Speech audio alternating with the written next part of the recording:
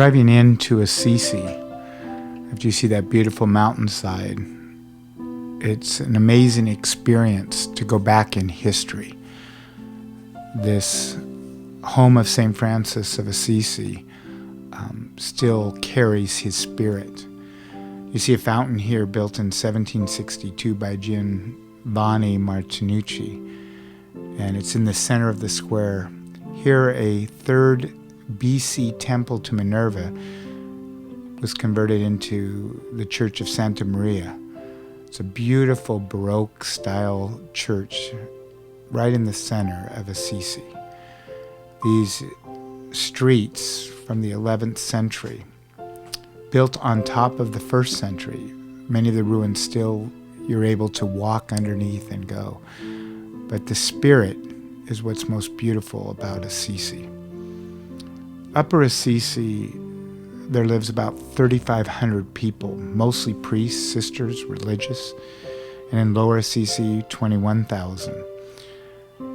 Francis lived in this upper area and spent many times going down to the lower area, especially after his conversion. These ancient cities were all built around the city center.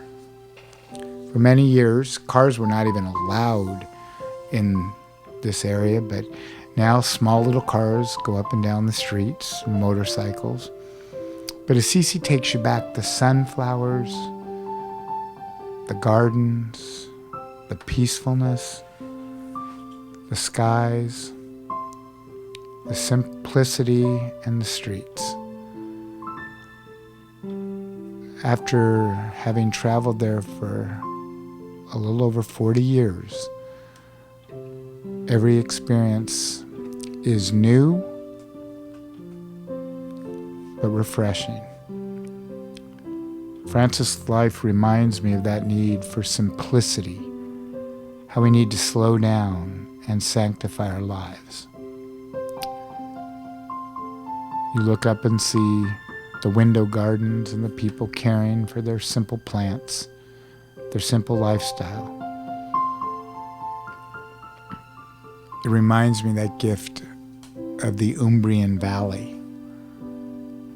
and the changes in the gift that St. Francis brought to our world and to our church.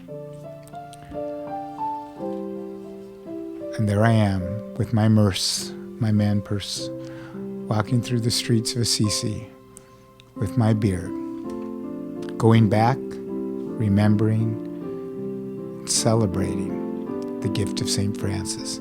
After all, my parents baptized me, Craig Francis Harrison. The sign Pax et Bonum throughout the streets and almost at every home, peace and blessings. The San Damiano cross that spoke to Francis in his conversion. The food, the wines, the smells, and the bells all come alive in Assisi. From this vision from a drone, you begin to see the town of Assisi, the convent that I stay in with the Sisters of Atonement that overlooks the Basilica of St. Clare. My perch is what I call it, my little spot where I go every day to read, write, reflect, to pray. And there I am sitting on my little perch overlooking the Umbrian Valley, remembering why I became a priest, remembering and celebrating the gift of my family and my faith, reflecting and praying for my parish and my friends. Every time I go, my spirit and my heart is renewed. And so I want to share with you a little of this journey. You see before you the home of his parents, St. Francis's parents, the Chiesa Nuevo, the new church. And here is part of the home in which Francis lived. They built a church on top of it. It's a beautiful church. And Francis, as you know, when he rebelled, when he had his conversion. His father thought he was crazy, so he actually put a cell door on his bedroom and locked him in. And his mother, when his father would go out on a buying trip in the market, would let him out. And he'd go again into his dad's shop and sell goods and give the money to the poor. People wondered, was he crazy or saintly? But his short life of just over 30 years showed that he had a union with Christ and a love of God, which helped transform the church. This would have been the family's living room, again, another chapel today. And as you walk up and down the streets, it's an interesting fact that he was born in an actual stable just like Christ. So many things of Francis's life replicate Christ. He came into this little chapel, and this is where he was born. This is where the stable was. In those days, women did not give birth into their homes, considered unclean, so they would take them out into the stable. And so here is where St. Francis was delivered. Here's an area not too far away where when he came to know that God was calling him to something greater, he renounced his riches. And here he stripped before the mayor and his father and gave his father everything he had. And he went off to live a life of poverty. So in this tiny little village in the Umbrian Valley of Assisi, our faith really experienced the gift of life and love. Here at the Church of St. Clare, which is an amazing, beautiful edifice. St. Clare was his friend. She lived from 1194 to 1254. And they built this basilica in 1265. And for 700 years, the poor Clares have served. The humble clothes of St. Francis and St. Clare are housed here. And you can see the simplicity in which they lived, some of the suffering in which they endured. And we ask ourselves sometimes, how much do we need?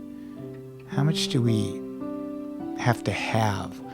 So much stuff. And yet these two, St. Francis and St. Clare, lived a different life. Here's the body of St. Clare entombed, encased.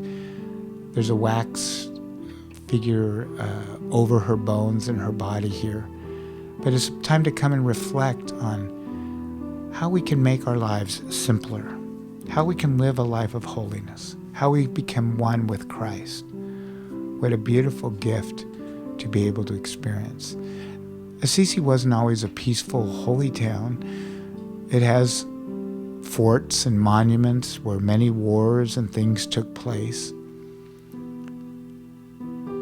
And there's a great history here of the St. Rufino Chapel, built in 1052. It houses the baptismal of St. Francis. In 1997, there was an earthquake, and they found underneath it graves from the 1st century. And it's a walk past in history, to go underneath and to see the life. The body of St. Rufino, the patron of Assisi, he died in the 3rd century, is housed under the altar. And as you see this beautiful church, I was able to preach here and celebrate Mass, remembering that it's a place that Francis frequented and came. And it was such an honor to come to a place like this, to remember and celebrate my patron saint and the patron saint of my parish, St. Francis of Assisi. Underneath the church are these ruins from the 1st century, and they've made it into a little museum. You can walk down and you can see that early life of the Christians and so many things that have been preserved over the years, things used in the Mass, vestments, altar gifts, things that remind us of the rich tradition of our Catholic faith and the history. In a time when Francis led the church to a real understanding of love and life. One of the blessings of coming to Assisi too are the many friends who have come and visited me.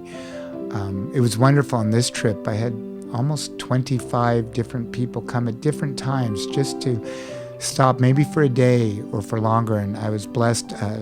Dinah Marquez and William Burst and came to visit, and Bob West and Brandon West. I was so appreciative they came, and they are the ones that did the video and the filming and the footage so that I would have this opportunity to share the gift of Assisi with you. So I had a wonderful time with visitors, and all are always welcome in Assisi. You can see right next to San Rufino a little chapel built in honor of the Blessed Mother. And here is a beautiful statue that was created by an artist who was blind. And he did it with his hands, forming the clay. And it turned into an image of the Blessed Mother. And then they realized that as you turned it, you would experience different moments of Mary's life. And what a powerful experience it is to walk through it and to look at the different visions, to hold it in your hands and pray, and to realize what a gift we have in the Blessed Mother. Here at San Rufino on the side is the home where St. Clare, Santa Chiara lived. There's a little chapel here representing her home. To see the friendship, the love that these two shared. Here's another historical, the Church of St. Paul, built in the year 1000. Tiny little chapel in the midst of the street. Beautiful frescoes painted by famous artists. When I spend time in places like this, when I preach or celebrate Mass, it just reminds me of the gift and the grace and the universality of our Catholic faith. Famous frescoes. People would come and travel and paint to celebrate Assisi and share their gifts and talents. I can never get tired of the countrysides, the beautiful green, the sunflowers, the olive trees, the hay, the beard.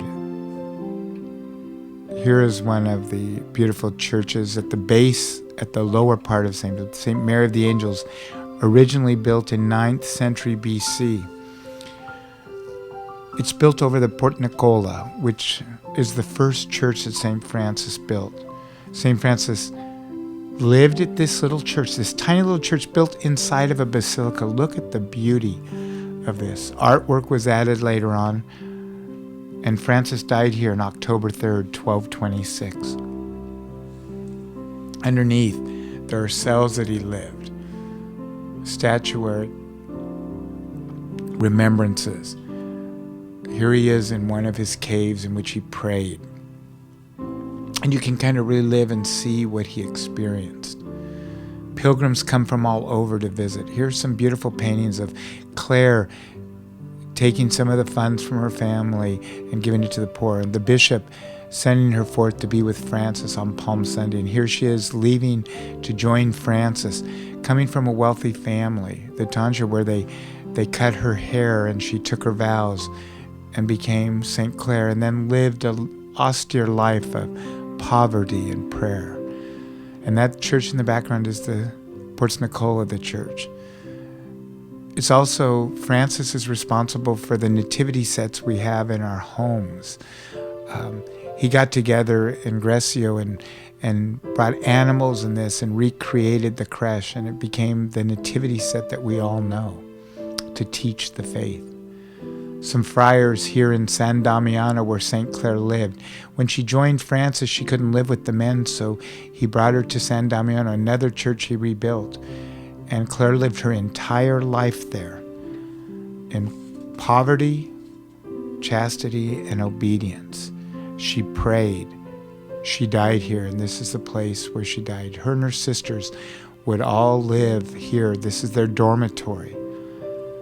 Even in the winter and the cold, beautiful little courtyard where they would pray. But you think of those people who wanted to have the union with Christ in prayer. And here I am teaching them all about God. And I laugh because it was so wonderful to meet so many religious. As we travel down, this church on your left here is the Basilica of St. Francis. Here, the simplest of all, the poor saint who died naked at the foot of the church he built. This big basilica, 3-story basilica, was built over his tomb. And so as friends and family travel, I love to bring them here and show them. So we enter into the courtyard. Here's a picture of St. Francis on a horse coming home from the battle. He had been in prison, sick, and this is where he came to the Church of San Damiano, and he had heard God's voice that said, "Rebuild my church." It's the same thing that Christ calls all of us to do as Catholics, to rebuild our church. As you see, I'm entering down into the tomb of St. Francis. Over 1 million people visit this tomb every year to come and pay respects. It's a very simple, quiet place of prayer. I've said many masses here and offered masses for our parish, and pilgrims come here to pay respect to the remains of Francis, which are located there above the candles in this altar niche. Many of his brothers are buried around in the walls. And so you can come down here and spend quiet time and prayer, reflecting on that call for our own lives of simplicity and holiness. In the upper basilica, the second basilica, you'll see these wonderful frescoes painted. They're unbelievable, the colors, the size, and these have withstood earthquakes, many different things. And you see peoples of Giotto, one of the famous artists, painted many of these frescoes. And then there's a third basilica above the second basilica. And this third basilica, again, the artwork, the glasswork, people who wanted to share their artistry to give praise to God in their churches, the glory and beauty of the church. And so the pilgrims and the friends that came to visit and the people that come to see do. On the grass, you see the tau, the sign of the Franciscans, the gift of Francis. There's another loving place of Francis. This is the Hermitage. It's way up high. It's up in the mountains. It's where I like to go into the caves to pray. And it's in the middle of the wilderness. And this was a place that Francis loved to come. Originally, it was a prison. In the 11th century, it became an abbey for St. Benedict. And then he gave it to St. Francis, who loved to come and spend time with nature. He'd commune with God as we are called to commune with God. Sometimes we need to get away and to experience God and His creation and His love. Still, original mosaics and paintings reside in this once prison, now a holy place, a place to come, pray, and reflect. These little cells are now converted into little chapels to come and pray. What's interesting is, as you go through the monastery, the doorways get smaller and smaller, and there was a reason for that, because when they would be attacked by the Saracens or other invaders, they all wore heavy armor, and as they would come through the doors, they'd have to take off their armor, and the Franciscans could run and all the way through and get out on the other side and escape into the forest. Beautiful artwork that remains 700-800 years old. An outdoor altar which I've celebrated many masses at. And just meeting friends and walking and talking and sharing our faith. Confessions. It's just a beautiful place to come and wander and spend time in reflection and prayer. There's many different chapels, people from different cultures all around the world. And you can just see where these are the same paths that Francis would walk and be one with nature and talk to the animals and pray. There's some statuary here, beautiful statuary of Francis and his followers, just studying the stars. His different caves where his brothers, they all would spread out and have their silence, and they would stay in these little caves. And I've shared with you before the times I've gone to pray and meditate and spend time alone in these caves. but Francis, who became a light to our world. And to this day, he continues to influence so many people. And so every time I go, every time I walk these steps, every time I experience Assisi, I begin to grow in my relationship with Christ. And maybe you'll never make it to Assisi. And I hope some of these pictures and the video and the sharing and reflection. Here's a picture of St. Francis laying on the ground and reflect on the stars. And many people will lay down next to him and take their pictures. And here's one of him just contemplating, looking over outside of San Damiano and just reflecting on God's presence and peace in the moment. How many times do we race and hurry and run? And Francis reminds us to be present to the Lord, that we need to seek him in each other, in prayer, in creation, in the sky, in the sun, in the moon. We need to open our hearts to Jesus, the pax et bonum, the peace and blessings that we can share with everyone as Francis did. Assisi is a beautiful town. It's a beautiful experience.